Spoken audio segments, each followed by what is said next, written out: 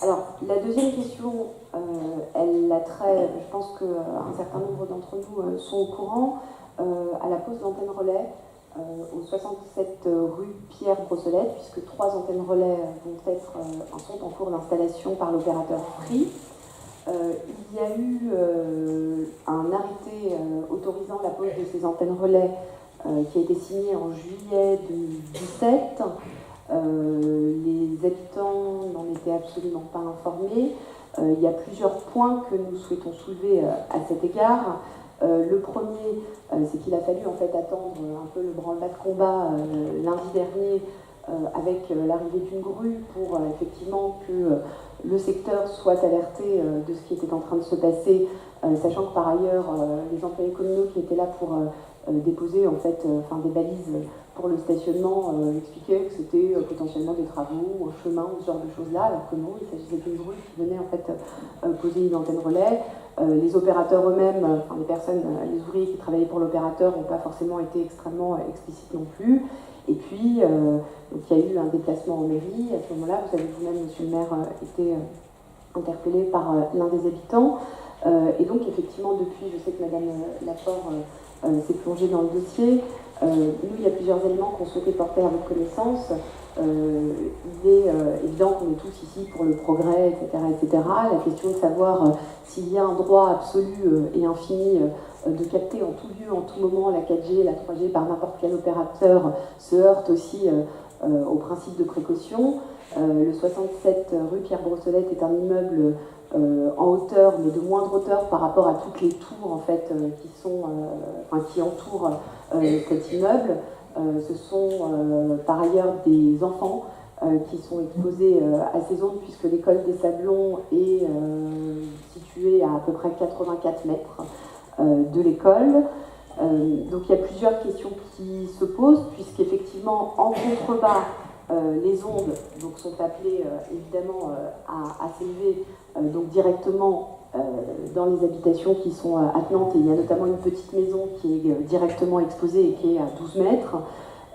Sur la question évidemment de l'école des Sablons, et bien là encore, des enfants donc, qui seraient scolarisés dans cette école et qui par ailleurs habiteraient aussi de manière directe en fait, comme étant impactés dans la zone de l'antenne relais, des 3 antennes relais. Ça voudrait dire aussi qu'il y a une double exposition. Alors évidemment, on a regardé les effets directs et problématiques des antennes relais ont fait l'objet d'un certain nombre d'études. Moi, simplement, ce que je souhaiterais souligner ici, c'est qu'on n'a pas suffisamment de recul encore pour savoir réellement si c'est sans impact sur la santé publique.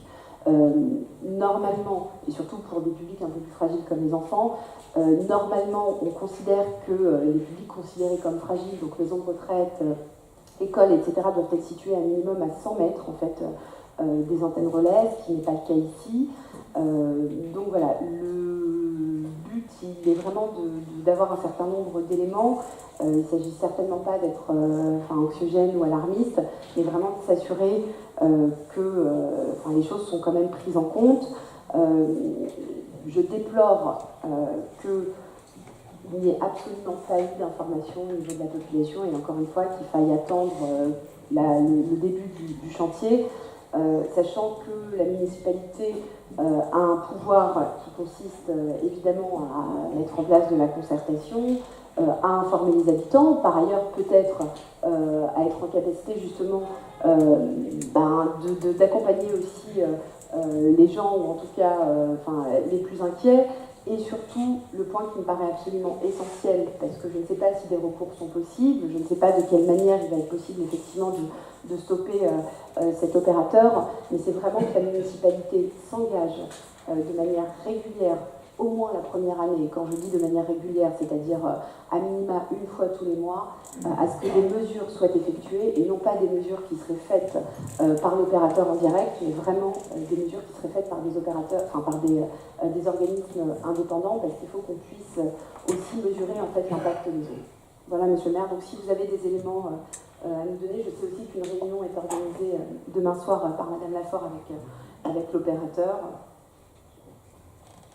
Oui, alors il semble en effet que cet opérateur ne se soit pas bien conduit, pour dire les choses et que le concours des agents dont vous parlez pour la mise en place de Plot nous a été un peu, comment dire les choses élégamment, mais un peu extorqué quand même, et sur un motif faux. Voilà. Donc là, c'est vrai que ça ne m'avait pas mis de très bonne humeur. Il faut savoir aussi, je donnerai la parole à Sylvie Lafort qui a suivi ça très bien et de très près. Il faut aussi savoir que nous sommes, ça fait longtemps que le problème est posé, et qu'il y a une charte départementale qui prévoit justement que des mesures doivent être prises en concertation avec les opérateurs et puis sans doute l'organisme qui est chargé de concerter tout ça. Donc, Sylvie, tu veux...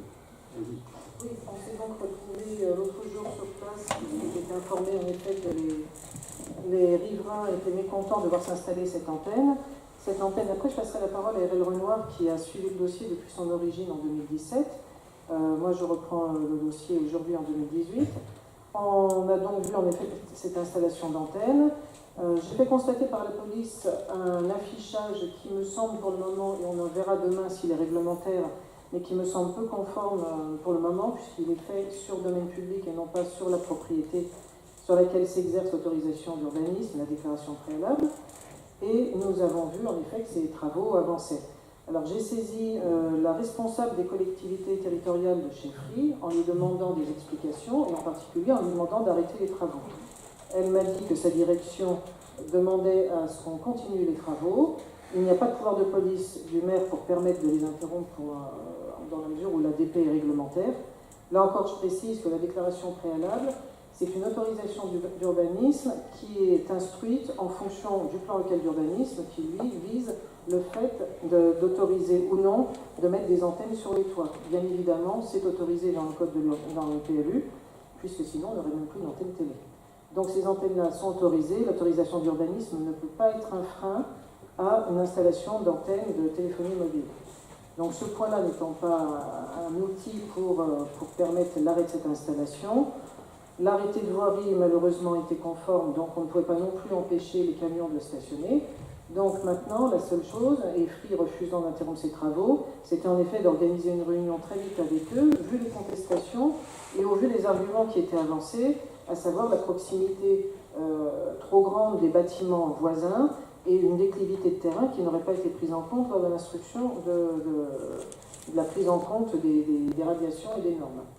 Donc maintenant, on a rendez-vous demain après-midi, fin d'après-midi, 18h30 en mairie, salle des commissions. Alors attention, ce n'est pas un appel à tous venir parce que la salle des commissions n'est pas extensible. Donc voilà, on va se retrouver avec ceux qui viendront. Je vous charge éventuellement de trouver des délégués pour ceux qui voudraient par immeuble se déplacer en masse. On pourrait faire une autre réunion. La responsable de Free va se déplacer. Elle est d'accord pour lancer des simulations dès maintenant. J'espère qu'elle arrivera avec. Elle est d'accord pour apporter ses constats d'huissier d'affichage qu'elle a fait, et là encore la ville n'est pas fautive là-dessus, parce que Free a affiché au mois d'août, m'a dit avoir constaté de l'année dernière, avoir constaté l'affichage par l'huissier et déposé l'affichage au mois d'octobre. Or, la réglementation dit que l'affichage doit être maintenu pendant toute la durée des travaux.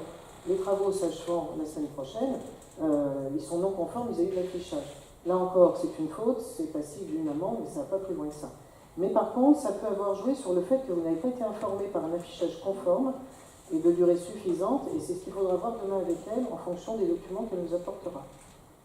Voilà. Pour le reste, je pense que demain, on va essayer de mettre sur la table tout ce qu'il faut. Je vais apporter des documents qui vont permettre à chacun, parce que ces documents-là doivent être contresignés par quelqu'un de la mairie, de pouvoir faire une demande de mesure des ondes avant et après, éventuellement, à son propre domicile.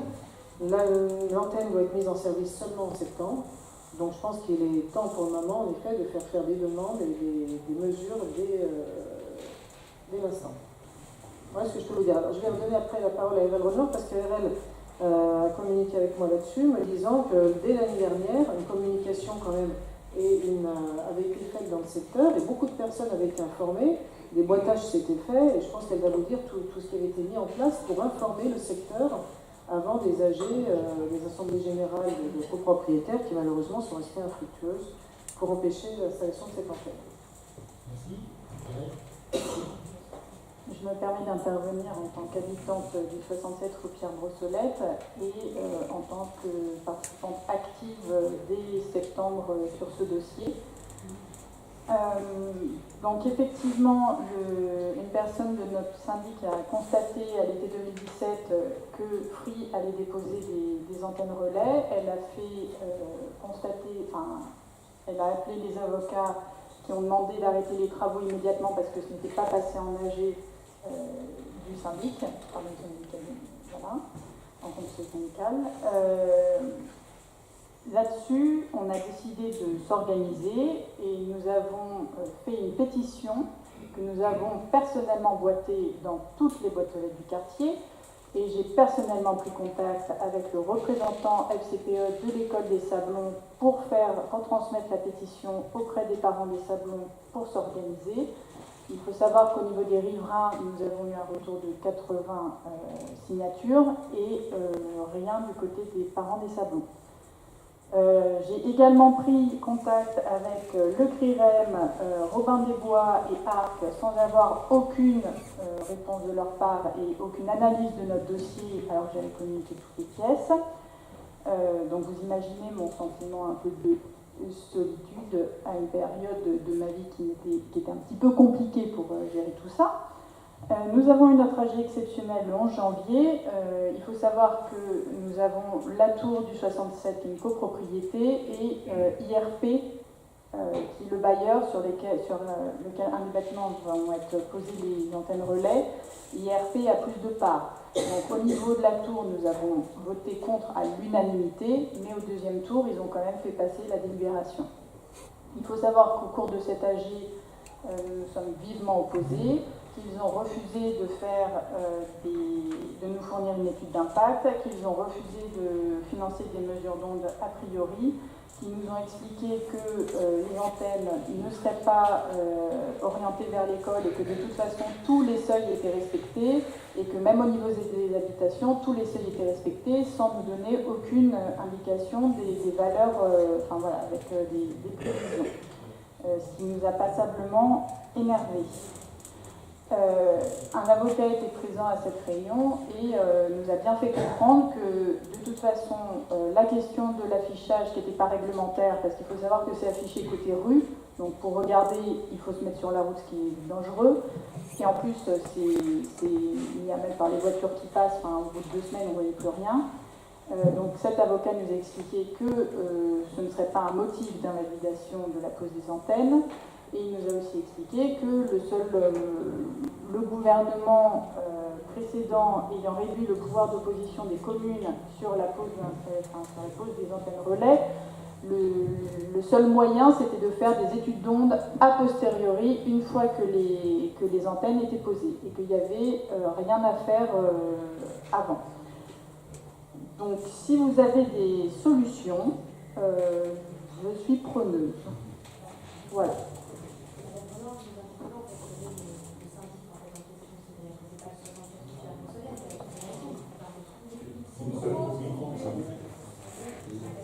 Oui, l'ensemble est une seule copropriété avec des bailleurs sociaux à l'intérieur de la copropriété, c'est ça qu'on a Voilà, fait. c'est une grosse copro. Donc, en fait, tout l'ensemble plus la tour, voilà. c'est la même copro. Tout à fait, pas des même. Mais il y a moins de copropriétaires que bailleurs sociaux. Exactement. Ça a été fait à l'origine ou c'est parce que c'était une vente ou quelque chose comme ça? On essaye de voir comment contourner ce problème. Mais pour l'instant, nous n'avons pas beaucoup d'aide juridique. Oui, je repose ma question. À l'origine, c'était que des logements sociaux et des gens qui étaient à l'intérieur des logements sociaux ont acheté leur appartement. Non, c'est pas ça. Oui. C'est pas ça.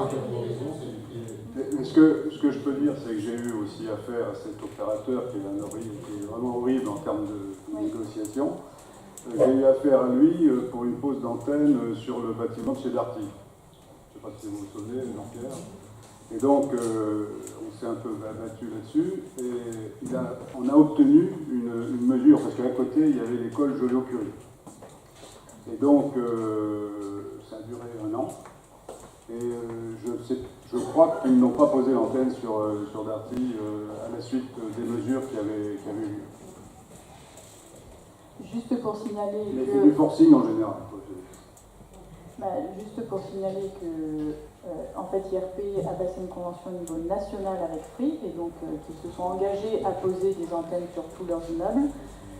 Et il faut aussi savoir que nous avons essayé de monter une association de quartier pour s'opposer à la pose d'antenne et que toutes les personnes qui étaient très contre la pose d'antenne, pour l'instant, nous n'avons pas encore trouvé de personnes qui, malgré cette opposition, trouvaient le temps d'assumer les responsabilités de présidence de cette association. Dans cette affaire-là, c'est en effet que les communes aient été dessaisies, il y a déjà quelques années, du pouvoir d'intervenir et d'interdire quoi que ce soit. Ça, c'est tout à fait... Ça nous met très mal à l'aise parce que ça nous prive d'instruments qui pourraient être efficaces. Bien. Madame Azaz? Très rapidement, moi j'entends effectivement, et merci beaucoup pour ces éléments, mais ce que je mettais en avant, en fait, c'était pas tant la mobilisation citoyenne, parce qu'effectivement, on sait qu'il y a eu une action au niveau de la tour d'horizon, de la tour horizon, et que du coup, effectivement, les 3 antennes ont été mises sur le 67 rue Pierre-Brossolette, mais qui impactent de toute façon cette tour-là. Et vous le spécifiez, monsieur le maire, effectivement, vous n'avez pas de pouvoir de police générale au niveau de la pose d'antenne relais, mais vous avez tout de même un pouvoir de police spécial. Et à un moment donné, le fait qu'on ait une école, et c'est ce que dit monsieur Carpel, c'est-à-dire qu'on a en plus un précédent certainement avec la proximité de l'école Joliot-Curie, aurait peut-être pu, à un moment donné, parce que là on va agir évidemment dans l'urgence, alors je sais que tout le monde est de très bonne volonté, parce qu'évidemment il n'y a pas de sujet... je ne pense pas qu'ici, qui que ce soit souhaite prendre un risque pour la santé des résidents ou des enfants, parce qu'encore une fois, quelles que soient les mesures, etc., je le répète, on n'a pas... Je voudrais simplement indiquer, sans faire de parallèle un peu vaseux, qu'il y a quelques années, on nous disait aussi que l'amiante était un matériau extraordinaire. Donc, mais entre juillet 2017, en fait, et là, pour le coup, indépendamment, encore une fois, de l'action citoyenne, entre juillet 2017, avec l'arrêté signé par M. Illouz, qui autorise donc la pose d'antenne relais, et on devait être le 20 juin, le 18 juin, en fait, 2018, mis à part, en fait, cette mobilisation citoyenne, et par ailleurs, Madame Renoir, vous êtes dans la majorité, donc, sur l'assistance juridique, etc., et ces choses-là, c'était pas nous qui pouvions vous les apporter, pour le coup, c'était plutôt la municipalité. Vous deviez nous apporter des conseils, mais il se trouve que les moyens légaux sont extrêmement limités, voire quasiment inexistants. Mais si, par hasard, vous aviez des solutions à apporter, elles sont les bienvenues. En tout cas, les solutions, c'était peut-être pas d'attendre, in fine, qu'on soit vraiment dans l'urgence et dans la... Quand même le CRIREM ne répond pas, il y a un moment... Quand vous êtes une municipalité, je le répète, de 37 500 habitants, il y a quand même un certain nombre de moyens, et notamment le principe de précaution, vous saisissiez le préfet. Il n'y en a pas. Ça fait longtemps, ça fait 10 fois que je me heurte à ce genre de problème. 10 fois. Il n'y en a pas. Le Parlement, on va pas... Vous voulez vraiment qu'on passe la nuit là-dessus? Le Parlement a dessaisi les communes du pouvoir de réglementer cette chose-là, ce que je ferai très volontiers. Très volontiers. Personnellement, ça m'agace de voir toutes ces antennes. Bon. Et un arrêt du Conseil d'État a été très précis pour confirmer le dessaisissement des communes. Voilà. Alors vous, après, vous pouvez faire tous les commentaires que vous voulez. Si vous avez une solution, je suis preneur. Nous, on ne la connaît pas. Voilà. Madame Azaz, il y a en effet un arrêt du Conseil d'État qui rend léonien tous les articles des PLU disant que les antennes doivent être installées à une distance d'un minimum de 100 mètres des équipements publics, écoles et autres. Ça, vous pouvez le retrouver en ligne, malheureusement.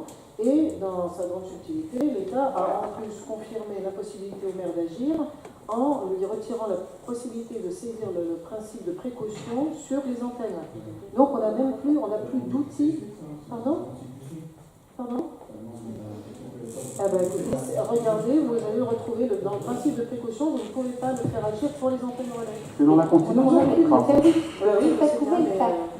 Je suis d'accord avec vous, c'est-à-dire que c'est l'État qui se substitue sur ce pouvoir de police-là, mais le préfet avait la possibilité de le faire, lui. Parce que vous êtes dans une cuvette en contrebas, donc il n'y a absolument aucun précédent réel sur le fait que pour le coup les ombres vont monter, notamment dans votre tour. Vous avez une école qui est extrêmement près, vous avez une maison qui est adossée mais à 12 mètres et directement au niveau des ondes. Alors, on ne va pas répéter 105 fois les mêmes choses. Vous avez 10 fois raison. Si j'avais le pouvoir, je l'interdirais. À un moment, quand j'étais parlementaire, j'ai voulu imposer une mutualisation des mâts, pour qu'au moins on n'ait pas un mât sur chaque trou, sur chaque toit, pour chaque opérateur. Donc je suis tout à fait avec vous dans ce débat. Je n'ai pas le pouvoir juridique de le faire et je le regrette infiniment. Voilà. Maintenant, si vous voulez, on va passer au point suivant. C'est tout dit, on a bien compris. Voilà. Il y a raison d'un soir et on essaie de suivre avec les moyens qu'on a. Voilà. Effectivement, qu'il y aura des mesures par un organisme indépendant, je le répète, hein, vraiment. C'est la règle. Oui, enfin, c'est-à-dire qu'on ne demande pas à l'opérateur de faire. Il y a une convention départementale qui a été établie il y a au moins 20 ans. Elle existe. Voilà. Elle existe. Merci pour ces éléments, mais enfin, encore une fois, enfin, à la limite, enfin, c'est très bien, mais c'est aussi les habitants qu'il fallait Eh bien oui, prévenir. c'est comme ça. Ah oui, mais bon. Eh bien c'est comme ça. Il y a quand même un délai d'1 an, je le répète, entre la signature de l'arrêté et la pose des antennes. Oui, et alors? Et bien, les habitants pouvaient avoir ces informations-là, monsieur le maire, bien Vous n'avez arrivé. pas entendu ce qu'a dit Ils ont eu Madame les Rothman? informations. Par la municipalité, madame Renoir. Je pense que vous avez agi, pour le coup, en tant que citoyenne qui habitait cette tour. Vous n'avez pas agi avec votre casquette d'élu. Très bien, mais Voilà. Ben, où est la municipalité à ce moment-là, non, mais j'ai encore une envie fois de dire, et alors, c'est-à-dire que la municipalité aurait doublé d'informations, et aurait, enfin, quel est le résultat? Enfin, en quoi le résultat serait différent? Laissez-moi mettre en pause, David. Oui, d'accord, ça c'est fait. Allez, on a bien entendu. Merci de l'avoir fait. Bien, on va passer au point suivant. Oui, j'y habite. Ah oui, tu y habites alors. Je suis dans le coin, c'est juste au-dessus de chez moi. Il est en plein dedans, qu'est-ce que vous racontez? Vous vous énervez pas? Et je suis en plein dedans, c'est normal. Je suis en plein dedans. Et je suis en plein dedans. Allez, allez-y. Allez, encore un petit peu de violon. Allons-y. C'est le cas de mon fils. Bien, allez, on passe au point suivant.